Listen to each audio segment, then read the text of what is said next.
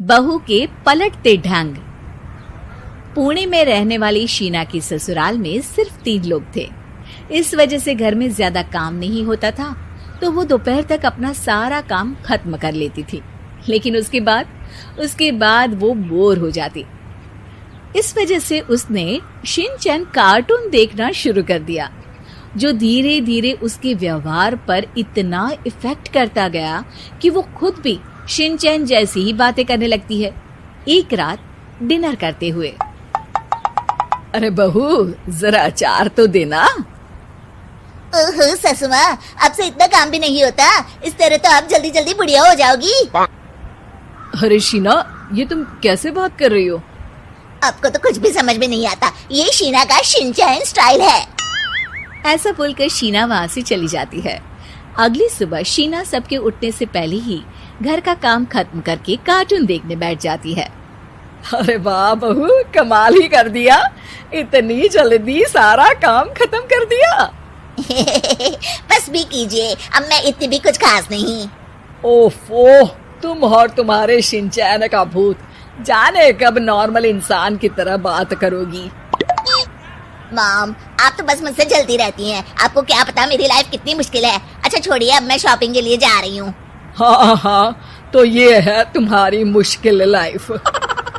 Sheena shopping करने market पहुँच जाती है, जहाँ उसे जय के ऑफिस की एक लड़की मिलती है। हेलो, आप जय की वाइफ है ना? हेलो, मेरा नाम शीना है। मैं 26 साल की हूँ और मुझे शिमला मिर्च बिल्कुल भी पसंद नहीं है, पर शिमला जा सकती हूँ। हाँ।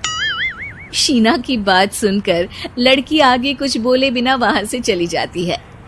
कमाल है, आजकल के बच्चों को इंटेलिजेंट लोगों से बात करना आता ही नहीं।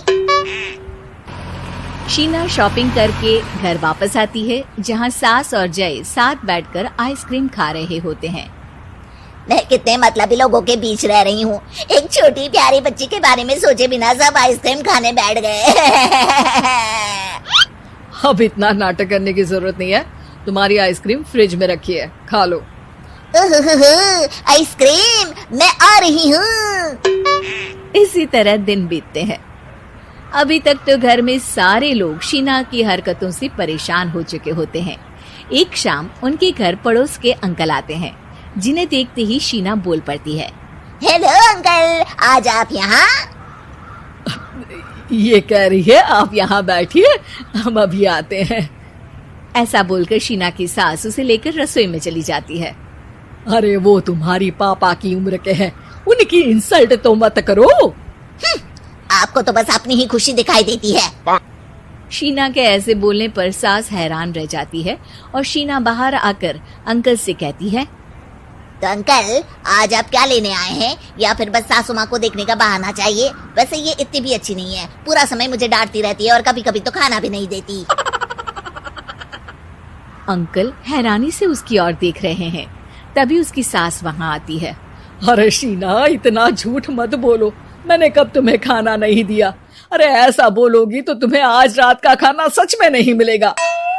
देखा, मैंने कहा था ना, बच्ची पर जुल्म करती है। आप मुझे अपने घर ले चलो अंकल। इस तरह दोनों सास बहू में तू मैं शुरू हो जाती है, जिसे देख अंकल तो डर कर भाग जाते हैं, लेकिन वो दोनों चुप ही नहीं होती। रात को जय के घर वापस आने पर सास उसे शीना की सारी बात बताते हुए कहती है, अरे इसके सर से कार्टून का भूत तो उतारना ही पड़ेगा। मौका या वक्त कुछ देखती ही नहीं, बस बकवास शुरू कर देती है। बात तो आपकी सही है, पर क्या करेंगे? अरे कार्टून देखकर ऐसी बनी है तो इसकी कार्टून ही बंद कर दो।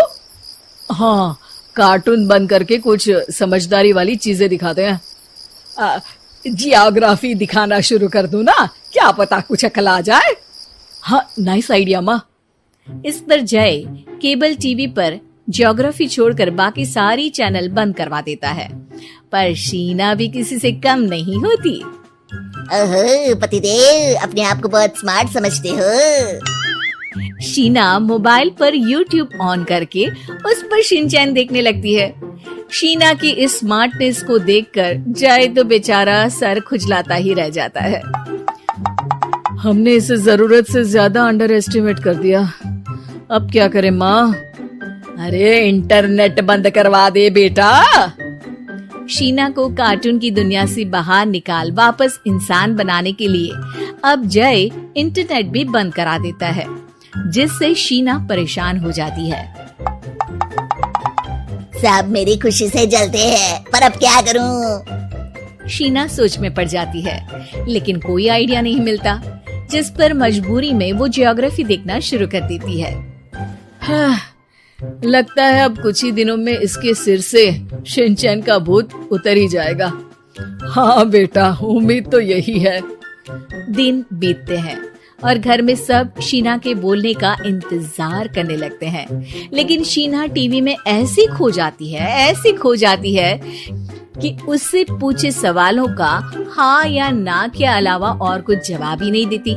देखते ही देखते हफ्ता बीत जाता है, तो सब्र का बांध तोड़ते हुए जय टीवी बंद कर खुद ही शीना से बात करने बैठ जाता है। क्या बात है शीना, पहले तुम ज्योग्राफी देखने को तैयार नहीं थी, और जब देखने बैठी तो इसके आगे किसी चीज की कोई सूध ही नहीं, ना किसी से बात करनी, ना घर का कोई काम। अरे माँ कब तक अकेले सब कुछ संभालेंगी? अभी भी तुम्हारे सर से शिनचैन का भूत उतरा कि नहीं? जब मादा भालू नर भालू से बात नहीं करती, तो वो उनका ध्यान अपनी तरफ आकर्षित करने के लिए बिल्कुल यही हरकत करते हैं। तुम नर भालू हो। शीना के ऐसा बोलते ही जय और उसकी मम्मी एक दूसरे की तरफ देख सर पकड़कर बैठ जाते हैं।